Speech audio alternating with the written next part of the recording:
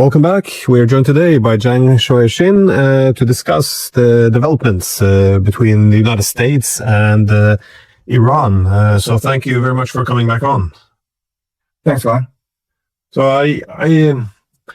well, the first thing I think about is, in regards to this war, is that the Iranian targets all seem to be very well calculated in terms of economics. And I think this is interesting because usually in all American wars, there's some economic interests to go to war. But now we see them, well, not just shutting down the Strait of Hormuz, but you see them when they essentially force the Americans to spend their expensive interceptor missiles. All of this seems to have an economic underpinning.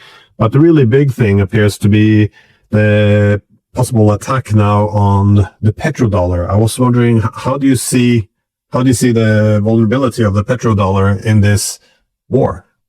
Right. So I would argue that right now, this war in Iran, it's primarily about maintaining the petrodollar, because these past 10 years, the world has become increasingly concerned about the viability of the petrodollar. Right now, the United States is $39 trillion in debt. The United States, right after the Russians invaded Ukraine, froze over $200 billion in Russian assets, which makes the world question the legitimacy as well as the credibility of the U.S. financial system. Because if the Americans can weaponize the U.S. dollar against the Russians, they can weaponize the U.S. dollar against everyone. So after that, you saw this massive exodus from U.S. treasuries. And right now, China is establishing the gold corridor. So BRICS is trying to create alternatives to the petrodollar. But for the Americans, the petrodollar is the very basis of their empire. And quite honestly, it's the it's the objective of their empire. So the United States right now is going to fight tooth and nail to protect the petrodollar. What this basically means is to use its naval supremacy, its control over strategic choke points, maritime choke points, to control trade access, and basically force nations to depend on U.S. resources. So we saw that the United States in January attacked Venezuela, and now it's attacked Iran. Recently, these past few days, there was a Ukrainian drone strike on Russia's main export hub, which basically took off 40% of Russian oil from the global market. And so Europe and East Asia are now forced to depend on the United States, North America, for energy. And right now we're seeing a pivot from Europe and East Asia over to North America. And so that's a strategy in place where the United States basically wants to take off Russian GCZ oil and force the world to buy from the United States, which protects the petrodollar. But what we know from history is that this sort of hubris will lead to a backlash, and it will lead to the world unifying against America eventually, because quite honestly, America used to be the policeman of the world, and now it's become the pirate of the world. And so maybe in the short term, you will see the strategy working out, but definitely in the long term, you will see the world becoming much more aggravated by this piracy. So what do they need to achieve then in this war? Because, well, I was wondering if you were surprised that the Americans appear to have walked away from the negotiations. At least that's what it seemed like in Islamabad. Is this to continue the war then, or is it simply because they can't, well, the petrodollar won't survive if the Strait of Hormuz is with the Iranians, or what is the thinking here? Right. So we've seen a very strange sequence of events these past 6 weeks. The war's been going on for about 6 weeks, and we've seen a lot of strange events. So the moment that the Americans attacked Tehran and killed their supreme leader, the Iranians basically closed off the Strait of Hormuz. And in response, what the Americans did, which was very surprising, is they basically removed sanctions on both Russian and Iranian oil, allowing the Russians and Iranians to make a lot of money selling their oil. So that was sort of surprising. And Scott Bessent, the Treasury Secretary, explained that this is to maintain global stability. He's afraid that oil will reach $200, and this would destabilize the global economy.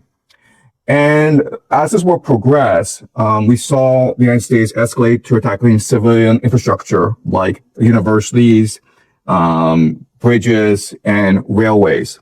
In fact, there's real concern that the Americans and Israelis plan to choke and strangle Tehran to death, meaning cutting off the railway system, the roads, which would put Tehran under siege. They couldn't get food and water from the other parts of Iran.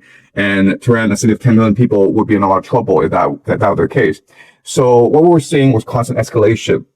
Then last week, we were on the brink because Trump basically declared that if Iran did not open the Strait of Hormuz, then the Americans would bomb Iran back to the Stone Age. And Iran obviously would retaliate by destroying GCC energy infrastructure and the desalination plants. So last Tuesday, we were really on the brink, and it seemed as though we were heading towards World War III. But then Trump did something completely surprising, which is he basically offered an unconditional surrender.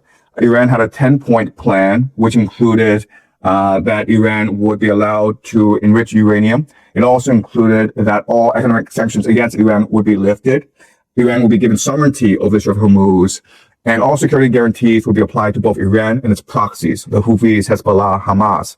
So these were the 10 points that Iran demanded. And Americans, Donald Trump basically said that this is a workable framework. And so they agreed to meet in Islamabad to discuss these 10 points and use them as a framework for a possible long-term ceasefire. We know that once they reach Islamabad, J.D. Vance, Jared Kushner, and Steve Witkoff basically blew off the Iranians. They were not serious about negotiations. The Americans went in with some goodwill, hoping to reach an agreement, and that's where the Iranians went. But the Americans just basically said, no, we're going to stick to our original demands. And so the negotiations went nowhere. And so now we're back to where we were a week ago. So the big question then is, why would the Americans do this? What's the point of this ceasefire? And so we can only speculate here, okay? So let me try to figure out how Donald Trump thinks, because he's a businessman. And what does he want? Well, his main objective is to maintain American imperial supremacy by maintaining the petrodollar. And that basically means forcing China and Japan and South Korea and Europe to buy energy using the US dollar. That's what the petrodollar literally means. And so maybe the point of this war was to destroy the GCC and Iran's capacity to deliver oil to the world market and force the world to rely on North America, Canada, Mexico, and the United States.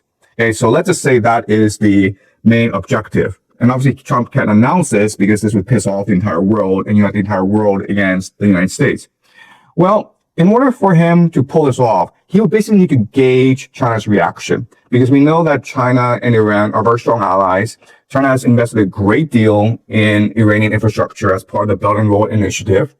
And China buys a lot of oil from Iran. In fact, China buys about 9% of all Iranian oil.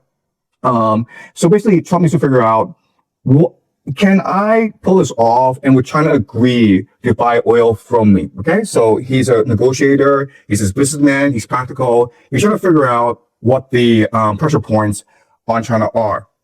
And I would make the argument that this Iran agreeing to these Islamabad negotiations would not have been possible if China did not apply pressure on Iran.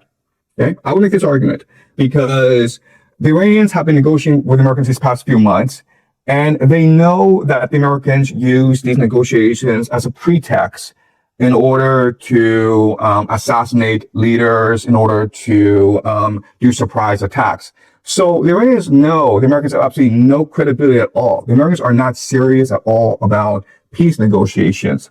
And these past few weeks, the Iranians have been adamant saying, you start this war, we're just protecting our sovereignty, and there's no point in negotiations. Let's just fight this to the bitter end. I think that was the right approach. This is the attitude you must take against bullies.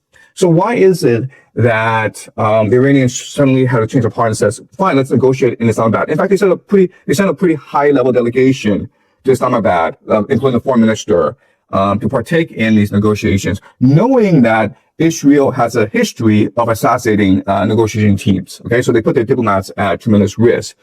And I think that the only explanation is that right now the Chinese economy is under a lot of strain. China receives about 60% of its oil and energy from the Middle East, including Qatar and Saudi Arabia.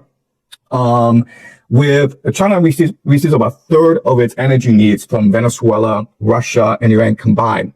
And China's been very lucky in that these three places have been sanctioned. So China has been able to receive the oil at a very steep discount, which has really helped the Chinese economy. And now a lot of this energy is moving offline. So the Chinese economy is under a lot of stress. So Trump's trying to figure out, when I go to China in mid-May, can I propose to Beijing, hey man, let's have a grand alliance where you start to buy energy from North America? And he's trying to figure that out. And given that Iran agreed to negotiations, I think that he's figured out that the answer is yes. China must agree because of the state of their economy. And this is why we saw right after the negotiations were canceled, Trump announced a naval blockade against Iran, because he knows that right now China's a lot of strain and he can bring China into an agreement and thus protect the petrodollar. So that's my explanation for what's going on. I could be wrong. It's all speculation, but I think this is what makes the most sense so far. Yeah, the naval blockade. This is a strange conception, because it's unclear how it's going to be upheld, because they're not naturally in the strait either. They will be far away. So it's essentially the blockade would it entail attacking Chinese ships entering? I mean, it seems absurd. What if they would? The Iranians open up for Indian ships. Are they going to start attacking Indian ships? It doesn't really make that much sense. How do you see this? What is how this blockade actually function, or is it just meant to choke off the Iranian ships? Right. So from a practical perspective, it's actually very hard to implement, because if you go close to the Iranian coastline, the Strait of Hormuz, then you're in range of Iranian ballistic missiles. And so the Americans won't risk that, because we've seen that their aircraft carriers, including the Gerald Ford and the Abraham Lincoln, have intentionally stayed far away from Iran's ballistic missile range. So they're afraid of ballistic missiles.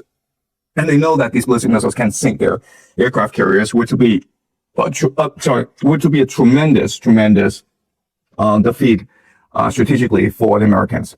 So I think this is a pretext to choke off the Strait of Malacca, right? So there are two major choke points for East Asia to receive oil from the Middle East. The Strait of Hormuz is what Iran controls, and so in response, America plans to choke off the Strait of Malacca, which is right now basically controlled by Indonesia and Malaysia, both of which are American military allies. And these nations have been heavily infiltrated by the CIA. So I think that's the grand strategy, to basically use the Strait of Malacca to choke off East Asia from GCC energy.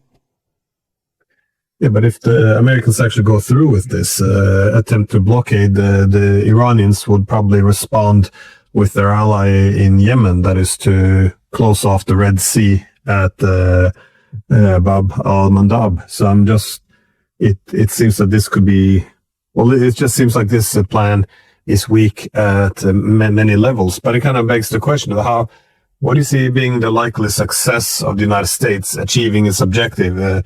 Not just with the blockade, but also with preserving the petrodollar, because Iran is quite resilient. And I'm assuming that the Chinese, much like with the war against Russia, that they know that they could be next on the chopping block, or that they at least are the ultimate targets. Right. So what America is mostly interested in is trying to sustain its debt. Right now, America has $39 trillion in debt. That's not a problem as long as nations continue to buy up U.S. treasuries. And we've seen these past few years a movement away from U.S. treasury and more towards gold. The Chinese especially are moving towards gold. So how do you force East Asia and Europe to continue to buy U.S. treasuries?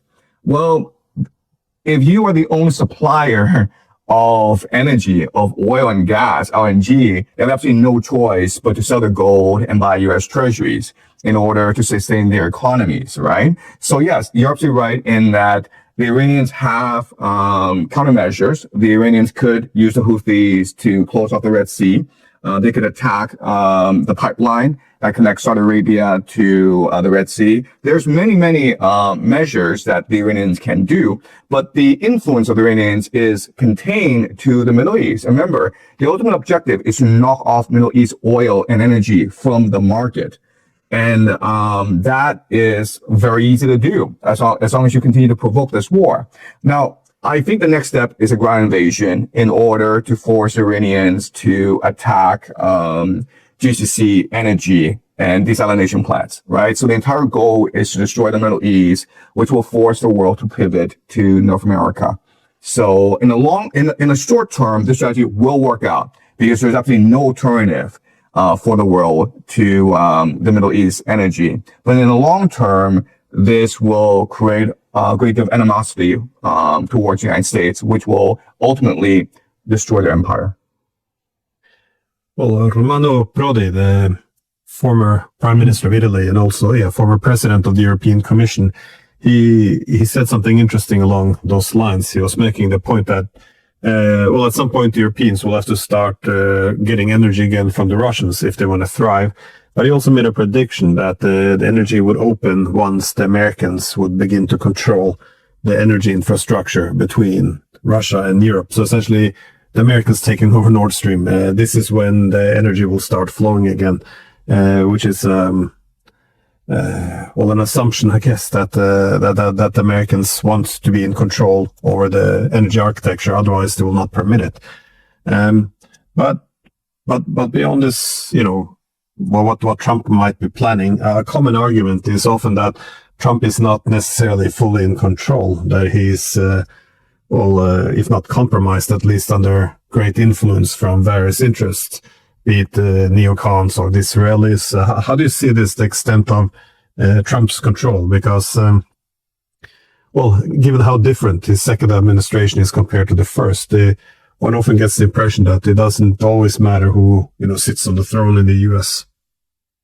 I think in the first administration, there was a lot of concern within the deep state and the neocons and the different political factions were in Washington, D.C. about Trump's capacity to be a leader because he was outrageous in his speech and his rhetoric. The Europeans were very much concerned about Trump. Trump started this trade war with China that was hurting the global economy, and it was hurting American consumers. Trump did not seem like a viable leader, and he did not seem as though he could maintain the empire. And people felt that if he stayed in office longer, the Europeans would drift away, China would drift away, the entire world would drift away, and American hegemony would die.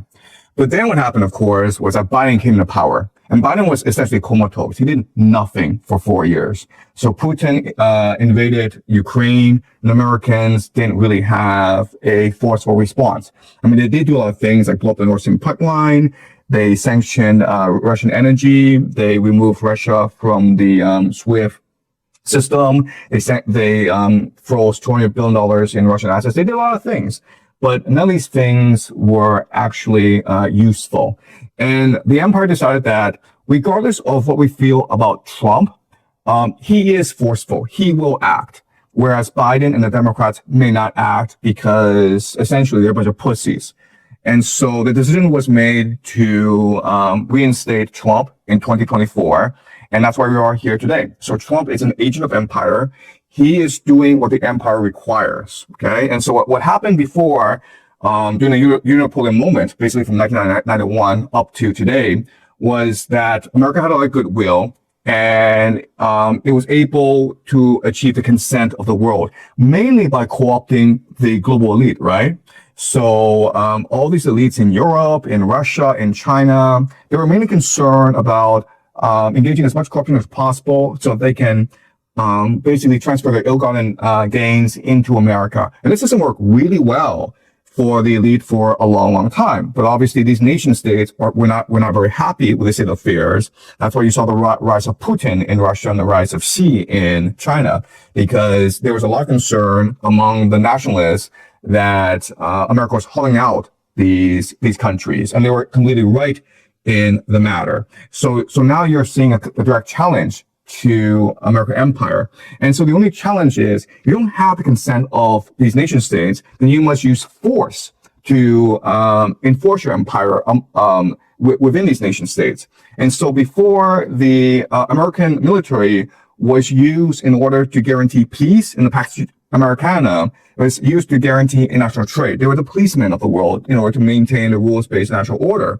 And now that Russia and China and other nations are questioning the legitimacy of the rules-based national order, what Trump is doing is he is transforming the American military, from a police force into a pirate force in order to extract tolls from the world. So we are in a situation because Trump's first strategy was to use tariffs on the world, right? To force Europeans to pay tariffs to the American empire. But the Supreme Court struck that down because they said that the executive branch doesn't have the authority to enforce tariffs. Only Congress does. So Trump's like, well, you know what? If you won't let me enforce tariffs, then I'll just enforce tolls, okay? I'll make the world pay tolls in order to have trade around the world. And that's why we're seeing the Americans deploy one-third of the Navy into the Caribbean to block trade into the Western Hemisphere. That's why we're seeing this war in Iran to block off the world from Middle East energy. And that's why we're seeing right now the U.S. Navy basically boarding Russian shadow fleet tankers, basically stealing shadow fleet tankers. And we'll see more of this as the months go by. Yeah, what's interesting with Trump, though, there's some consistency here. I mean, many people, I guess, mistook his rhetoric for being, all about peace. But if you listen to what he said all the way going back to the 1980s, he was essentially scolding all the Japanese and others for taking advantage of the U.S. the way he saw it. So he didn't say that we shouldn't have a big empire. He just said the empire, they should pay us for the privilege of being protected. So it's not that he didn't want an empire. It seemed he just wanted a better return on investment. That is, you have to monetize the empire somehow. Otherwise, the empire will kill off the republic. So in other words, they should feed it. It looks as this is where his main difference is, but that means not just extracting from adversaries, but also allies. But I don't think it's limited to Trump. I think overall the United States will tilt more and more in this direction because, as they have said, they exhausted themselves with $39 trillion in the hole. It's not as if you can vote for a Democrat and suddenly they go back to paying for the security of allies anymore and having generous trade agreements. There's no going back after, exhausted to this extent. Sorry.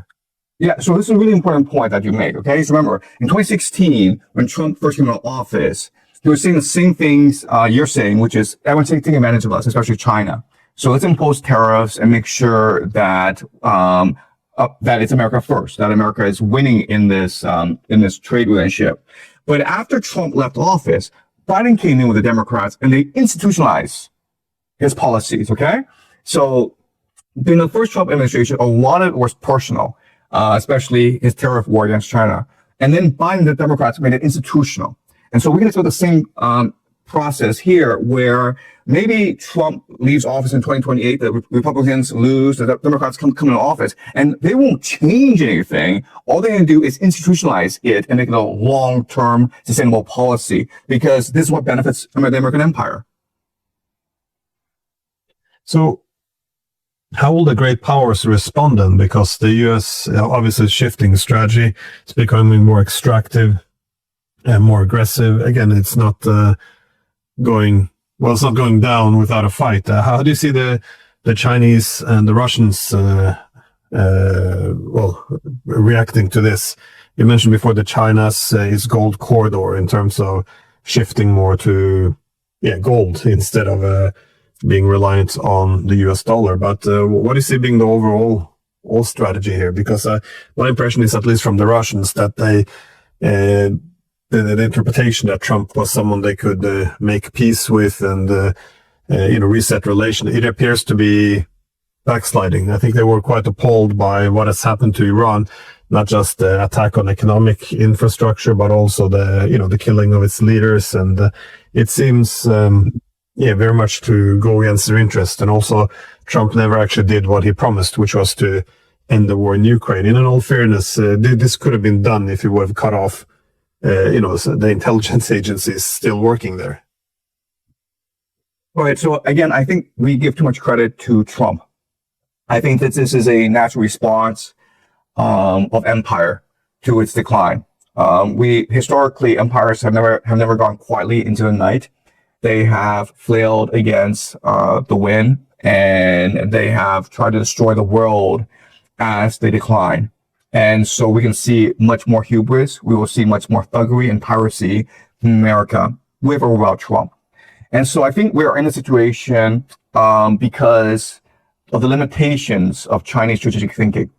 So when trying to build the Belt and Road Initiative, which was proper, which was a good strategy of trying to secure resource independence from the United States, the problem was that when these Chinese ships went to collect commodities from overseas, they were escorted by the U.S. Navy. When they came back, they were escorted by the U.S. Navy. It was the U.S. Navy that guaranteed the protection of Chinese trade. And it never occurred to Chinese policymakers that one day, one of these days, America could be like, why don't you steal the cargo? Why are we escorting these Chinese ships around the world? Why don't you steal it? And so it never really occurred to Chinese policymakers of this possibility. And I don't know why this is the case, but we can go into many possibilities. But the reality is that China is now in a lot of trouble, where China has invested $200 billion into the Middle East in infrastructure. China right now imports 50 to 6% of its oil needs from the Middle East. Now that the Strait of Hormuz has been closed off, now that this war is raging in the Middle East, China is in a lot of trouble. And again, this is all has to do with the limitations of Chinese strategic thinking. And so now China is in a lot of trouble. And in the short term, China has absolutely no choice at all, but to agree to Trump's demands, which is that China will become a major purchaser of American LNG. China has absolutely no choice in the matter. Okay, absolutely no choice. There's something China can do. Now, in the mid and long term, what's going to happen is that Russia will start to challenge America in the seas. It's going to challenge American maritime naval supremacy. Basically, what Russia's going to do is it's going to arm its shadow fleet. And there's no way that Russia could defeat America militarily in the seas. But America will be forced to fight a war of attrition. And over time, the American Navy will be downgraded. It will be degraded. And it'll be very hard for the American Navy to replenish its lost ships. And so that's what we're seeing in the long term. But in the short term, there's absolutely nothing Russia and China can do. Yeah, I often think about the current situation. It resembles a little bit like before World War I. That is, you saw Germany building and becoming stronger and stronger in terms of industrial production, steel production, essentially all the key measurements. Meanwhile, the British controlled the seas. Their ability to actually compete against the British was in the hands of the British. So all they had to do is begin to cut off or threaten their supply lines, which is why the Germans also had to find other possible corridors, either land or sea. But it's a little bit with the Chinese, I feel. They have all this, probably one of the motivations behind the Belt and Road Initiative, that is, you can't rival the US as the leading economy, while the Americans are then organizing their supply lines and their physical transportation corridors. It doesn't make much sense. But this return to piracy, as you say, or choking off these different transportation corridors. We've seen, of course, the blockade on Venezuela, Cuba, the hijacking of these Russian ships. By the way, the hijacking of Iranian tankers have happened for some years now before this war as well. So I get it that our hegemony in decline will begin to weaponize all the economic levers of power. There is access to its technologies and industries, transportation corridors, banks, currencies. All of this is weaponized. But the United States isn't all powerful either. I mean, what is the main challenge for the U.S. to hold out? Because, as you said, they're struggling with their own debt. This is all their economic trouble is also translating into social and political instability. So it looks as if, they can't afford to play this game with the Iranians for too long. That, at some point they will have to put an end to this thing.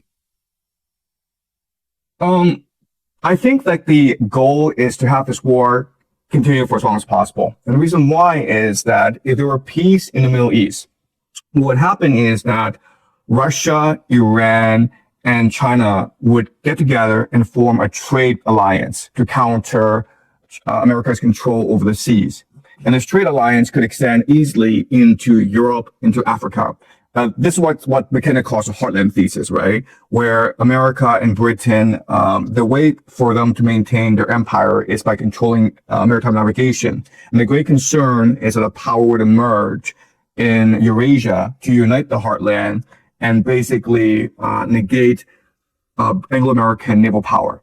And so this war in Iran cannot stop. If it stops, then Russia could achieve its north-south trade corridor, and China could implement its Belt and Road initiative. And given the how America is starting to behave, then I think that Europe, the Middle East, Africa would happily join this trade alliance and basically try to ignore the Western Hemisphere and Britain. And so there's no way that America will cede Iran and leave Iran alone. It's going to send in ground troops to create as much chaos as possible and try to disrupt the Belt and Road initiative. So what we're seeing is that the Israelis and Americans are targeting railways in Iran, which is crucial to the Belt and Road initiative. And so we can expect maybe mowing the lawn of Belt and Road infrastructure for years and years. Yeah, I couldn't help but to notice the targeting of the railroads as well as some ports in the Caspian. So this entire international north-south transportation corridor from which have been building from Russia, Iran to India, this is being undermined. But also, of course, Iran's connectivity with China. So, but I'm just wondering about the feasibility here, because what exactly can boots on the ground achieve, but also can the United States get the boots on the ground, because they're quite overextended already? Right. So the boots on the ground, it's basically to maintain the war, right? So the problem with air warfare, which is what the Americans and Israelis have been using for the past 6 weeks, is that it's gonna be very hard to maintain your air power. We're already seeing some planes crashing because they're not well maintained. We're seeing the Iranians adapt very creatively and resiliently to American air power.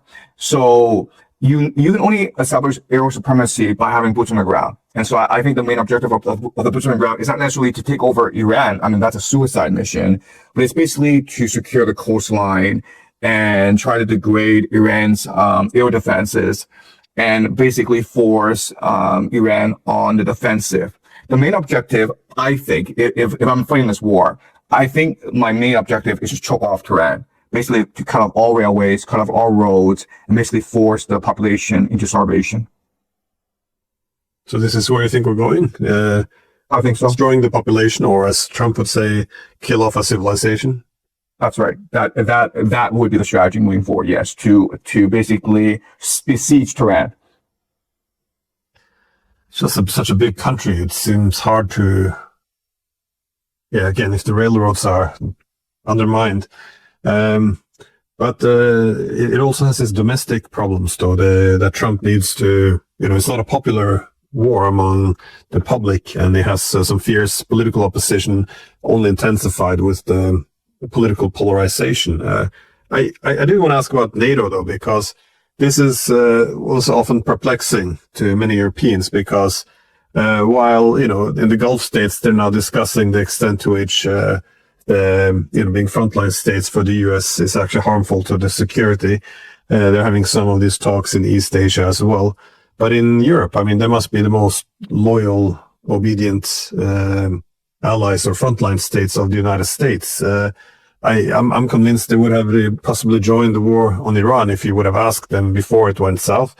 But why does it seem to be such an objective for Trump to, I guess, undermine NATO? Because this is the main. The Europeans don't have much political imagination to have security without the United States. So, it looks like a massive resource to have the Europeans essentially buy whatever America wants to use their currency, buy their energy, buy their expensive weapons. The Europeans will do anything if they believe America will be there for them.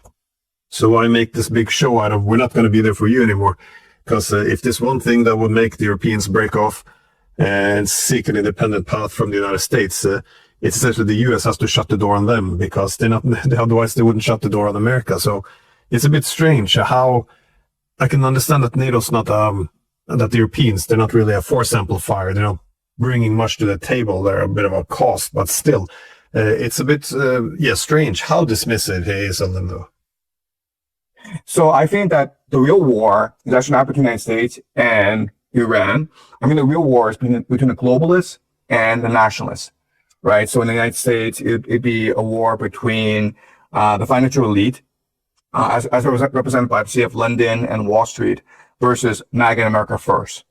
And so what Trump wants to do is basically transition America from an empire into something called a technate, which is the idea of a greater North America, right? So move away from the world and just focus on consolidating greater North America, taking over Canada, taking over Greenland, taking over Mexico, taking over Cuba, Venezuela, Colombia, Honduras, Nicaragua. Okay, so these countries that Trump has been pissing off for the past few months. Okay, but the grand vision is to transition America into greater North America and become a continental fortress that sells resources to the rest of the world, because the rest of the world is at war and is in desperate need of both fertilizer and energy. And so Trump really sees NATO as part of the deep state, as part of the globalist class. And so he's using this war as a pretext to sever relations with NATO. Basically, Trump would be perfectly happy if NATO were to go into Ukraine and be absolutely massacred by the Russians. That would solve a major headache of his. So yes, there is this war going on between the United States and Iran, but we have to forget that we should not forget there's also a shadow war going on between the globalists and the nationalists in America. This is also why Washington, D.C. is supportive of Trump's war, because the globalists want Iran to be humbled. They want Iran to be destroyed so that they can extend the hegemony of the empire. And they think that Trump is a useful idiot, a puppet, in order to achieve this goal. And that's why the Democrats have not stopped him. There was recently, 2 weeks ago, No Kings protests in the United States, millions of people. And you were allowed to say no kings, but you were not allowed to say no war, right? You would think that people would be much more galvanized by an anti-war sentiment than they are by an anti-tyrant sentiment. But during the protests, which were organized by Democratic lobby groups, which were very pro-Zionist, you were not allowed to voice any anti-war sentiment. So it just goes to show you that all of Washington, D.C. is fully behind this war, and they think that Trump will be the scapegoat. That even if this war goes badly, Trump will be the one that takes all the blame. The Republicans will be wiped out in the midterms, and then Democrats can steamroll back into office in 2028, and then they can implement a globalist agenda and destroy MAGA once and for all. Yeah, this language, though, the globalists versus the nationalists, it's fascinating that the first time I read about this divide was by Samuel Huntington, none other. Back in 2004, he wrote this article, Dead Souls, where he was making the point that all this globalization had essentially created a political elite detached from the nation. So he was making the prediction that the future divisions in the world would be between the cosmopolitans or globalists versus the nationalists or patriots. So I thought it was insightful. Again, it's 2004. It's been 22 years. And if you listen to a lot of the new populist leaders we have, this is what they're, Marine Le Pen to AfD, this is essentially the same language they also use now. Let me just ask a last question. How does Russia fit into this? Because all the pieces kind of make sense. I understand the rivalry between the United States, China, the problem of Iran, but Russia is, it's an energy superpower in many ways. It doesn't have to be an opponent of the United States. It's within this rivalry between the cosmopolitans and the nationalists. It belongs to the latter, it seems. So, how do you see this, impacting the thinking in the United States? But it's almost partner to Iran and China should have had. Right. Yeah. So right now, the United States' main adversary is not China.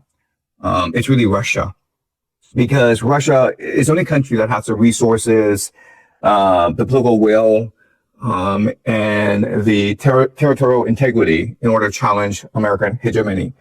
And so, right now, America's major concern is Russia. And this war against Iran is really seen as a way to counter Russia's aggression in Ukraine. Basically, once Russia went into Ukraine, America has actually no choice but to attack Iran in order to counter Russia's possible control over the heartland. And so this is going to be the defining struggle for the world for the next 20 years, not between the United States and China, but between Russia and America. And the great question is, where will the world align over the next 20 years? If history is a guide, most countries will start to align with Russia. Because if you go back to the Peloponnesian War, the main aggressor was Athens. And what happened ultimately was that the entire world ultimately aligned against Athens, because Athens was seen as the great aggressor. So right now, the great aggressor is America. And we can see that the world, especially Europe, and Iran and China, turning to Russia as the great salvation. And what Russia will do is start to challenge America in the seas. Again, I don't think there's any hope that Russia will win against America in the seas. But Russia has absolutely no choice but to start to challenge America. 听完美以这场局势冲突的讨论，内心特别不是滋味。以前我们对美以矛盾的冲突只停留在两国关系不好的层面，如今才知道美以战争的核心是美国为了保住自己的霸权地位，控制整个中东的石油命脉，深深影响全世界的格局。毕竟石油是跟美元绑定的，所以美国绝不会在石油上有所松懈，就是想以这种局势来收割全世界，让美元重新回流到美国。如今金砖国家都在以人民币或者别的形式代替美元，去美元化越来越明显。特朗普彻底慌了，如今对伊朗动手就是最后的挣扎。以前的美国是全世界的警察，现在的美国已日落西山，只能以强盗蛮横的形式来压榨羁押别的国家。为了逼各国继续使用它的能源体系，不惜在中东挑起战火，轰炸伊朗，封锁海上设施，害得德黑兰成千上万的民众缺水断粮。更让人恶心的是，它的双标，一边打着伊朗，一边放纵对俄伊的石油制裁。嘴上说是为了全球稳定，其实是把自己油价大涨，伤害到了自己。这种两面三刀的做法，让人感觉超恶心。其实特朗普的霸权明眼人都能看得出来，就像是在维护自己美国的地位，以能源逼着全世界继续使用美元交易。美国自始至终一直把自己的利益建立在别人的痛苦之上，就像一个蛮不讲理的横霸，容不得别人有半点的挑战。